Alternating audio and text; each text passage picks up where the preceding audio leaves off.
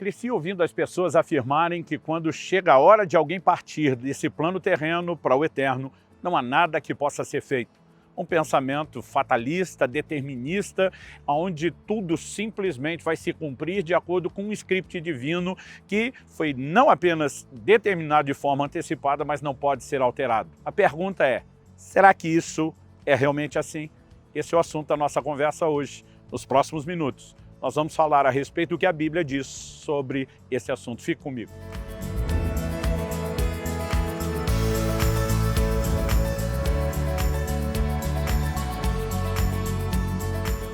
Estou na cidade de Calgary, no Canadá, passando para trazer mais uma palavra ao seu coração. Eu quero tomar um texto como ponto de partida, que já é o início da resposta ao questionamento que fizemos na abertura. Eclesiastes capítulo 7, verso 17 diz: não seja demasiadamente perverso, nem seja tolo. Por que você morreria antes da sua hora? Essa pergunta, por que você morreria antes da sua hora, pode indicar duas coisas. Há uma hora, mas essa hora ela é mais flexível do que nós imaginamos. E o que eu quero te mostrar pelas Escrituras é que a hora certa de partir é um plano geral que Deus tem para as pessoas, que envolve longevidade. Podemos observar nas Escrituras algumas exceções específicas que abordaremos, mas, via de regra, isso é algo para ser levado em conta. No entanto, isso não significa que o homem não tenha participação ou responsabilidade nesse processo e que ele não possa antecipar o dia da sua partida por diversas razões. Eu quero começar chamando a sua atenção para algumas declarações que a palavra de Deus nos faz a respeito de podermos aumentar o nosso tempo de vida. Em Efésios, no capítulo 6, no versículo 2 e 3, nós lemos: honre o seu pai e a sua mãe, que é o primeiro mandamento com promessa, para que tudo corra bem com você e você tenha uma longa vida sobre a terra. Honrar os pais traz longevidade. Isso significa que aumenta os nossos dias. Presume-se que a desonra aos pais encurta os nossos dias, como vários textos das Escrituras falam a respeito de pessoas que iriam encurtar os seus dias na desobediência a Deus e por meio do pecado. Portanto, se é possível aumentar os dias e é possível encurtá-los e morrer antes da hora, nós precisamos deixar de lado a ideia de que é um dia predeterminado, inalterável, para que cada um de nós venha a partir. Digo isso porque esse pensamento tem gerado não apenas negligência da nossa parte em relação a alguns outros princípios da Bíblia, como acredito que até nos impede de ver a importância do que mal conseguimos enxergar. E um deles diz respeito ao cuidado do corpo. A forma como tratamos o nosso corpo, que não apenas é o templo do Espírito Santo, mas o apóstolo Paulo chama de a casa terrestre, o tabernáculo terrestre no qual nós vivemos. Muitas pessoas não têm cuidado algum com a sua saúde e não percebem que ao longo do tempo estão minando o potencial de longevidade que poderiam ter. Há outros não estão apenas limitando a quantidade dos seus dias. Eu costumo dizer que o cuidado com o corpo e com a saúde não apenas pode aumentar os anos de vida que temos, mas pode trazer mais vida aos nossos anos. Então vamos considerar algumas declarações da palavra de Deus que, entendo, não podem ser ignoradas.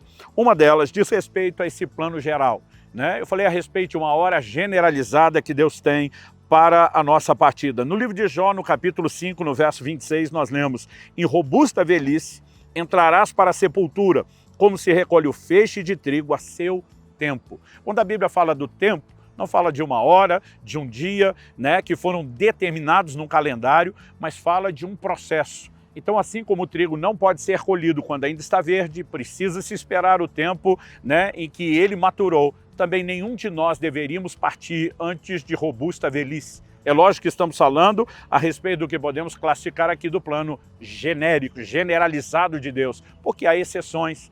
Entre essas exceções, nós vemos a questão do martírio. O Senhor Jesus falou a respeito de pessoas que seriam entregues à morte, até mesmo por familiares, por causa da fé. E algumas pessoas podem até estar cuidando do seu corpo e da sua saúde e ter a vida interrompida antes, por conta do seu posicionamento de fé, por conta de não voltarem atrás. Mas salvo exceções como essas que são apresentadas em vários textos bíblicos, em João capítulo 16, de 1 a 3, Jesus diz: tenho-vos dito essas coisas para que não vos escandalizeis. Eles vos expulsarão das sinagogas, mas vem a hora em que todo que vos matar julgará com isso tributar culto a Deus. Isso farão porque não conhecem o Pai nem a mim. Então Jesus estava falando, vocês vão ser perseguidos, alguns de vocês podem morrer antes da hora, e o livro de Hebreus nos fala de gente que não acertou o seu livramento porque estava de olho numa superior ressurreição, numa recompensa diferenciada. Obviamente Deus vai honrar os mártires com a glória distinta, mas nós precisamos entender que, salvo exceções como essa, em casos de perseguição, o próprio Pedro fala que o Senhor Jesus, ele cita isso em 2 de Pedro, no capítulo 1, dos versos 13 a 15, que estava chegando o tempo da sua partida, como o Senhor lhe tinha revelado. Ele está citando João 21, quando Jesus fala de com que tipo de morte Pedro iria glorificar a Deus. No entanto, vale destacar que, embora pessoas como Pedro e Paulo tenham sido martirizados, eles fazem afirmações, Paulo diz, eu, Paulo, o velho, de que já haviam alcançado também longevidade. Então, o martírio não significa que necessariamente não haverá longevidade. Por outro lado, vemos o apóstolo Paulo dizendo em 2 Coríntios capítulo 4, versos 7 e 8, combati o bom combate, completei a carreira, guardei a fé, já agora a coroa da justiça me está guardada, a qual o Senhor reto juiz me dará naquele dia, e não somente a mim, mas também a todos os que amam a sua vinda. Então, ele fala, eu completei a carreira, mesmo partindo não por morte natural e por martírio, ele diz, minha missão está cumprida. Em Filemão, capítulo 1, verso 9, ele usa a expressão Paulo, o velho, como eu mencionei antes. Estou tratando disso porque, olhando para os textos da Bíblia que fala sobre aumentar ou diminuir os nossos dias, em Deuteronômio, no capítulo 30, nós lemos no verso 20, Deus dizendo, pois disso depende a tua vida e a tua longevidade. Ele está falando de amar o Senhor, de andar em desobediência, de não pecar. Em Deuteronômio, no capítulo 4, no verso 40, o Senhor diz, para que prolongues os seus dias na terra. Em Deuteronômio, no capítulo 6, no verso 2, Deus diz, e que os seus dias sejam prolongados. Ou seja, todas essas declarações, elas vão se repetindo ao longo das Escrituras e nos mostram que não há um dia pré-determinado. Por exemplo, vamos falar de alguém que comete aquilo que, obviamente, não recomendamos e na nossa doutrina dizemos ser algo muito sério, que é o suicídio.